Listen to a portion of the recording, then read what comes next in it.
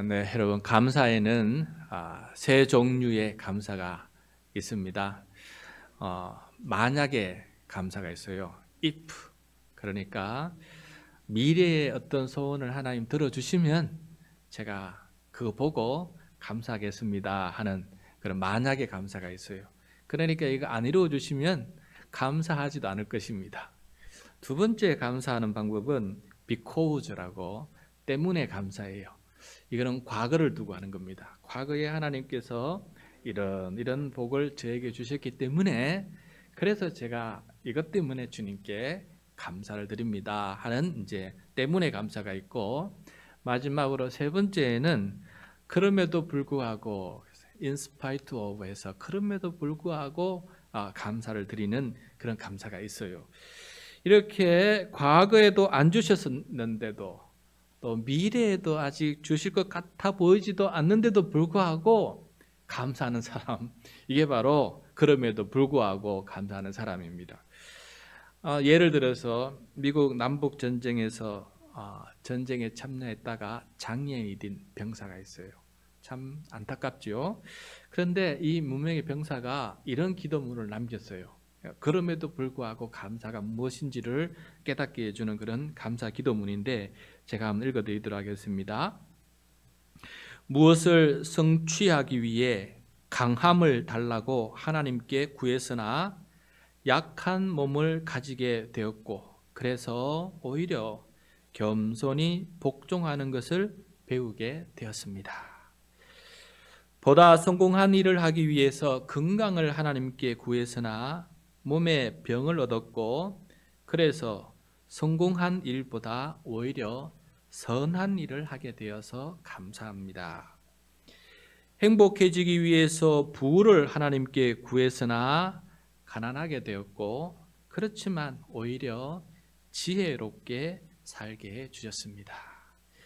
만인의 찬사를 얻기 위해 권력을 하나님께 구했으나 권력 없는 자가 되었고 그래서 오히려 하나님만 의지하는 사람으로 살게 되었습니다. 내 인생을 즐기기 위해 모든 것을 하나님께 구했으나 주 안에서 참 생명을 얻게 되었고 그래서 오히려 모든 것을 누리게 되었습니다. 바라고 원하는 것을 받지 못했지만은 그러나 참으로 바라고 원했어야 했던 것들을 이제서야 얻게 되었습니다. 욕심에도 불구하고 구하지 않았던 것까지 이제 응답을 받게 되었습니다. 그러므로 저는 만민 중에서 가장 풍성한 복을 받은 사람입니다 라고 이렇게 기도를 적었어요. 전쟁에 참여했다가 장애인이 되어서 불구의 인생을 살아감에도 불구하고 나는 만민 중에 가장 풍성한 복을 받은 사람이다 라고 이렇게 고백하는 이 모습을 본다면은 그럼에도 불구하고 감사하는 사람의 모습이 어떤 모습인지 우리가 함께 살펴보게 되는 것 같아요. 여러분, 우리는 2024년 한 해 농사를 추수하고 드리는 이 추수감사절을 지키면서 한 해를 한번 돌아봅시다. 만약에 이런 것들을 이루어 주셨으면 감사할 텐데 안 이루어 주셨기 때문에 혹시 나는 감사할 게 없어요. 불평, 불만밖에 없습니다. 혹은 이런 것들을 이루어 주셔서 감사해야 될 텐데 뒤돌아보니까 하나님은 나에게 이루어 준 것이라고는 쥐꼬만 것도 없습니다. 그래서 저는 불행합니다. 이렇게 얘기하실 것입니까? 아니면 그럼에도 불구하고 감사하는 마음을 가지면서 내한테 이루어진 모든 일들 속에서 하나님께서 만들어 가시는 비밀을 깨닫고 그럼에도 불구하고 감사하는 사람, 그런 사람으로 사시겠습니까? 여러분, 모든 일에 감사할 줄 아는 것이 바로 하나님의 뜻입니다. 하나님의 뜻. 데살로니가전서 5장 16절에서 18절 말씀인데요. 우리 화면을 보면서 같이 한번 읽도록 하겠습니다. 시작. 항상 기뻐하라. 쉬지 말고 기도하라. 범사에 감사하라. 이것이 그리스도 예수 안에서 너희를 향하신 하나님의 뜻이니라. 아멘. 네. 범사에 감사하는 사람. 그럼에도 불구하고 감사하는 사람, 하나님께서 뭔가 이루고 계신다는 신뢰를 가진 사람, 그런 사람은 어떤 상황 속에서도 감사할 줄 아는 사람이 된다. 그래서 내 입술에 감사의 언어가 풍성히 넘치고 감사하는 습관들이 생겨나고, 그래서 감사가 내 인격이 되는 그런 사람으로 산다면은 하나님의 뜻을 이루는 그런 사람이 될 줄로 믿습니다. 네. 원래 마지막 매일 성경 11월호 12호로 묵상을 시작했는데 디모데 전서로 시작하고 있습니다. 디모데 전서는 바울이 사랑하는 제자, 또 그리고 동역자, 후배 목회자에게 보내는 그런 편지 있는데, 디모데에게 보내는 편지인데, 그 초두에 바울이 디모데에게 나는 이게 참 감사하다. 후배야, 디모데야, 나는 가장 감사한 게 이거다 라고 이렇게 편지 초두에 쓰고 있어요. 그래서 오늘은 이 말씀을 통해서 바울이 디모데에게 인생을 뒤돌아보면서 이제 돌아가면은 로마에 들어가면 순교를 당하고 죽게 되거든요. 그 가는 과정 속에서 이 편지를 썼기 때문에 내가 이제 인생을 되돌아보면서 내가 하나님께 감사하는 이거다 하면서 후배에게 전해주는 내용을 함께 묵상하고 들으면서 나는 지금 무엇을 감사할 수 있을까? 무엇을 감사해야 될까? 함께 생각해보는 그런 시간이 될 수 있기를 축복합니다. 네. 자, 먼저 12절 말씀입니다. 12절 말씀 같이 읽겠습니다. 시작. 나를 능하게 하신 그리스도 예수 우리 주께 내가 감사함은 나를 충성되이 여겨 내게 직분을 맡기심이니. 네. 바울이 주님께 감사하는 것은 첫째는 주님께서 바울을 충성되이 여겨주신 거다. 주님께서 나를 충성되이 여겨주셨다는 것이고, 둘째는 바울에게 주님께서 직분을 맡겨주신 것이다. 이게 감사하다라고 말하고 있어요. 여러분, 주님께서 바울에게 맡겨주신 직분이 무엇입니까? 이방인을 위한 사도 아닙니까? 그래서 오늘날로 말한다면은 해외 선교사 아니겠어요? 여러 나라에 가서 전도하고 그곳에 교회를 세워서 주님의 나라를 확장하는 그 일을 감당하는 게 바로 사도 바울이 받은 직분이 아니겠습니까? 바울은 이게 주님께서 자신을 충성되이 여겨주신 것에 이게 감사를 하고 있는데, 사실 정말이지 바울은 충성이 보통이 아니었습니다. 정말 열심히 특심인 사람, 그런 사람이었어요. 13절 말씀 같이 한번 보겠습니다. 13절 시작. 내가 전에는 비방자요 박해자요 폭행자였으나 도리어 긍휼을 입은 것은 내가 믿지 아니할 때에 알지 못하고 행하였음이라. 네. 바울은 전에는 예수님을 따르는 그리스도인들을 비방하던 자였고 박해하던 자였고 폭행하는 자였다고 스스로 고백하고 있습니다. 맞습니다. 스테반 집사가 순교를 당할 때, 돌로 쳐서 죽일 때 그 앞장섰던 사람이 바로 바울이 아니었습니까? 그뿐만 아니라 핍박 속에 그리스도인들이 예루살렘에서 저 다메섹으로 도망쳐서 흩어지니까 사내들인 공의회에 가서 공식적인 문건을 받아서 다메섹까지 찾아가서 예수쟁이 잡아가지고 다 데리고 오려고 했던 사람 아니겠습니까? 이런 악독한 대적자는 없었습니다. 그런데 당시 바울은 나는 하나님께 충성하는 것이다. 어떤 비난을 받더라도 나는 이것이 하나님께서 원하시는 바다 생각하면서 이단자를 색출해서 씨를 말리는 것이 내가 해야 될 하나님께 충성된 일이다라고 생각하면서 그 일에 열심을 뿜었던 사람 아니겠습니까? 그런데 그가 예수님을 믿지 아니할 때 알지 못하고 행한 것이다 라고 이렇게 고백하고 있습니다. 여러분, 무지해서 알지 못해서 그런 일을 하는 것은 하나님께 용서를 받을 수 있습니다. 예수님께서 십자가에 달리셨을 때 기억나십니까? 자기에게 십자가에 못을 박은, 자기의 손과 발에 못을 박은 그 병사들을 향해서 주님께서 뭐라고 기도하셨습니까? 아버지, 저들을 사하여 주옵소서. 자기들이 하는 것을 알지 못함이니이다. 뭔가 열심히 하는데 알지 못해서 저렇게 열심히 하고 있으니 주여 용서해 주십시오 라고 이렇게 기도했던 것을 우리는 기억하고 있습니다. 그것을 기억했든지 바울은 놀랍게도 내가 이런 큰 긍휼을 주님께 받게 되었다라고 이렇게 말하고 있습니다. 다시 말해서 자신의 비방과 박해와 폭행에 대해 용서를 받게 되었다. 이 전부 다 하나님의 은혜다라고 고백합니다. 14절입니다. 14절 시작. 우리 주의 은혜가 그리스도 예수 안에 있는 믿음과 사랑과 함께 넘치도록 풍성하였도다. 진실성 있는 고백 아니겠습니까? 바울의 입장에서 나 같은 비방자, 박해자, 폭행자를 이렇게 들어서시고 하나님의 귀한 백성 삼아주시니 정말 하나님의 은혜는, 그 사랑은 이루 말할 수 없도록 넘치도록 풍성하다라고 이렇게 고백하고 있는 것을 보게 됩니다. 여러분, 저와 여러분을 부르시고 또 사용하시고 구원하시는 예수 그리스도의 은혜는 이렇게 풍성하고 넘치는 은혜인 줄 꼭 기억하면서 감사하는 우리 모두가 되기를 바랍니다. 네. 바울은 바로 그 예수님이 자기뿐만 아니라 모든 죄인을 긍휼히 여기시고 죄에서 구원하시려고 이 세상에 오셨다라는 것을 이제 고백합니다. 15절입니다. 15절 시작. mit보다 모든 사람이 받을 만한 이 말이요 그리스도 예수께서 죄인을 구원하시려고 세상에 임하셨다 하였도다. 죄인 중에 내가 괴순이라. 여러분, 여기 mit보다라는 말은 믿을 만하다라는 뜻이에요. 믿을 만하다. 믿고 순종할 만하다라는 것이에요. 모든 사람이 받아서 믿고 순종할 만한 그런 말이다라는 것입니다. 그 말이 무엇입니까? 그리스도 예수께서 죄인을 구원하시려고 이 세상에 임하셨다라는 이 복음의 기쁜 소식이에요. 그게 믿을 만한 특별한 이유는 여러분 보십시오.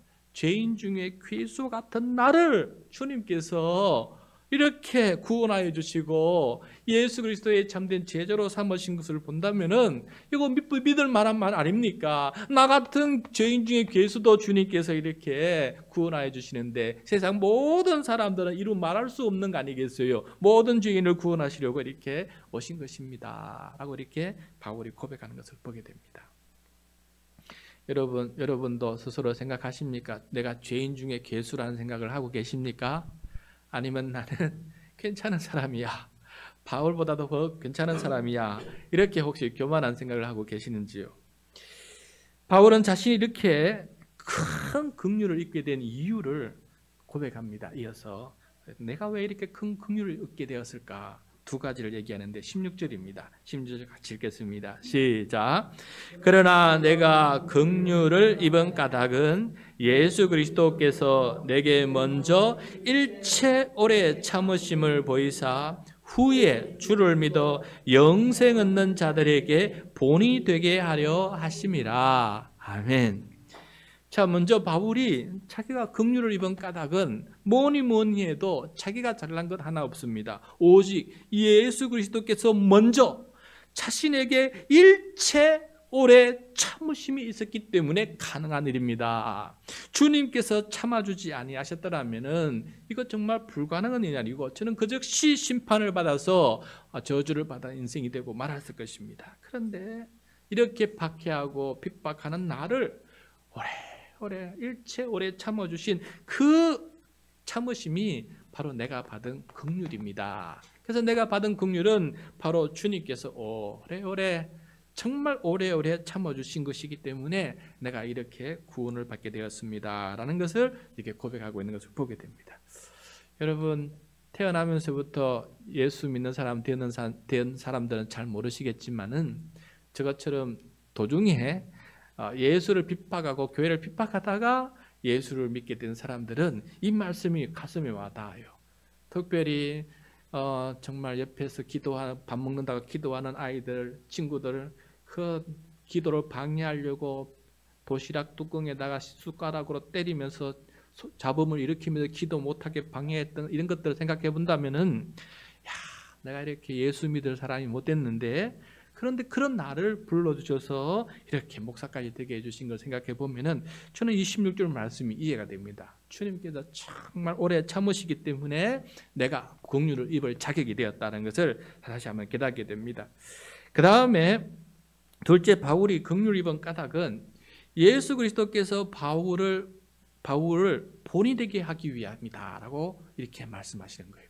내가 뭔데 그냥 구원 받았게 해준 거 하나만 해도 감사한데 나를 본이 되게끔 세워주신다는 거예요. 누구에게 본이 된다는 겁니까? 예수를 믿어 영생 얻는 자들에게 본이 되는 그런 사람으로 하나님께서 세워주신다라는 것입니다. 죄인 중에 괴수가 어떻게 이렇게 큰 은혜를 받을 수 있습니까?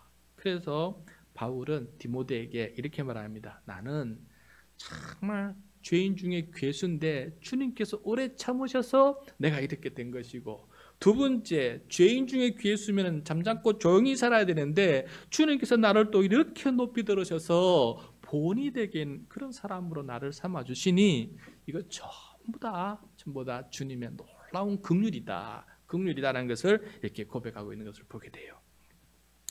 이런 큰 긍휼을 입은 바울은 그래서 하나님 앞에 감사와 영광의 찬송을 올려드립니다. 17절 말씀입니다. 17절 같이 읽겠습니다. 영원하신 왕 곧 썩지 아니하고 보이지 아니하고 홀로 하나이신 하나님께 존귀와 영광이 영원 무궁하도록 있을지어다. 아멘. 아멘. 여러분, 저는 요즘 한편으로 좀 많이 바빠졌지만은 다른 한편으로는 오히려 바빠서 감사한 마음이 있습니다. 우리 교회에서 담임 목사 직분자로 서임을 받는 것도 감사한 일인데 시찰의 교역자회에서 총무로 서기로 서임 받다가 올해부터는 시찰의 서기로 이렇게 서임을 받고 있습니다. 또 내년에는 또 시찰장이 되게 돼요. 칭찬받는 자리도 아니고 이거 한다 그래서 수고비를 받는 것도 아니고 내 시간과 정성과 물질을 사용하면서 추가적으로 더 섬겨야 하는 자리들 뿐입니다. 그렇지만 이렇게 섬길 수 있는 차례가 되도록 지금까지 저를 세워주시고 목회를 할 수 있도록 인도해 주신 하나님께 감사를 드리고, 또 이렇게 사역하다 보니까 많은 동력자들을 만나게 되고 교제를 하게 되었어요. 그래서 목사님들, 좋은 목사님들 만나서 그들의 이야기를 듣고 도전도 받고 또 기도도 받으면서 하나님께 더 감사하는 그런 마음을 가지게 되었습니다. 그리고 제가 시찰의 서기가 되면서 자동적으로 평북노예 공천위원회 위원이 되었습니다. 그런데 그게 공천위원회에서 또 서기로 선출이 되었어요. 힘든 자리이기 때문에 다른 시찰, 8개 시찰인데 시찰장님들과 서기들이 전부 다 나는 못하겠다고 다 이게 포기하고 두 손 들어버리니까 결국은 말단인 저에게까지 내려왔어요. 그래서 저는 더 이상 포기할 수 없는 그런 마지막 순서라서 그래서 끄트머리에서 어쩔 수 없이 섬겨야 되겠는 것이구나 하면서 감사함으로 받아서 이렇게 섬기게 되었습니다. 힘들고 어려운 과정이었지만은 그런데 또 하나님께서 저에게 감사를 심어주셨어요. 공천위원회 서기를 하면서 저는 평북노회 안에 좋은 선배 목사님 한 분을 알게 되었고 친하게 친교하게 되었어요. 그분은 제가 가진 달란트를 보시고 저의 도움을 얻고 싶어 하셨습니다. 놀랍지요? 오히려 나의 도움을 받고 싶어 하셨어요. 제가 영성을 공부한 것을 아시고 저를 총회 목사님들이 운영하는 사랑의 동산 영성훈련 프로그램이 있어요. 거기에 한번 참석해달라고 이렇게 요청했어요. 왜냐하면은 그 프로그램을 열심히 돌리고 있는데 이게 영성적인 측면에서 어떤지 자문을 한번 받고 싶다. 그래서 한번 참여해주고 그 영성훈련 프로그램이 어떤 부분이 있는지를 한번 얘기 좀 해달라고 이렇게 도움을 요청했어요. 야, 내가 쓸모가 있구나. 내가 쓸모가 있는 존재구나 하는 생각을 가지게 되었어요. 또 이 목사님은 저에게 영성학 박사 학력도 있고 또 일하는 이 행정 처리하는 것을 보시고는 저에게 캄보디아를 섬기는 캄코르 선교회에서 함께 일하면은 좋겠다는 제안을 하셨습니다. 캄코르 선교회는 캄보디아 수도 프놈펜에서 캄보디아 평신도 지도자들 위해서 성서 신학원을 운영하고 있는데 우리 평북로의 목사님들이 1년에 2번 일주일씩 가서 주일 저녁에 가서 토요일까지, 그러니까 매일 아침 8시 반부터 밤 8시 반까지 집중적으로 신학을 가르치는 그런 프로그램입니다.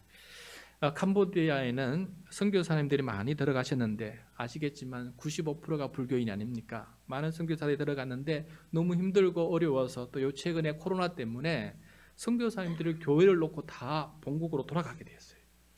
그러다 보니까 교회에 지도자가 없는 겁니다. 그래서 현지 목사님들이 그 교회까지 떠맡아서 오토바이를 타고 여기서 예배드리고 이쪽 교회에서 예배드리고 이쪽 교회에서 예배드리고 이렇게 주일마다 순회하면서 이렇게 예배를 이어가는 그런 상황이었어요. 그래서 그들이 한국교회에 요청하기를 우리 평신도 지도자를 좀 세워야 되겠다. 예배를 인도할 수 있고 가급적이면 설교도 할 수 있도록 각 교회마다 평신도 지도자를 좀 세워야 되는데 이 일을 할 수 있도록 도움을 요청했는데 우리 평북로의 목사님들이 캄코르 선교를 통해서 그 일을 하게 되었습니다. 그래서 제가 거기에 가서 이제 같이 함께 강의하고 행정적인 일들을 감당할 수 있도록 나한테 있는 이 달란트를 좀 같이 사용하면 좋겠다 하는 이런 추천을 받게 되었어요.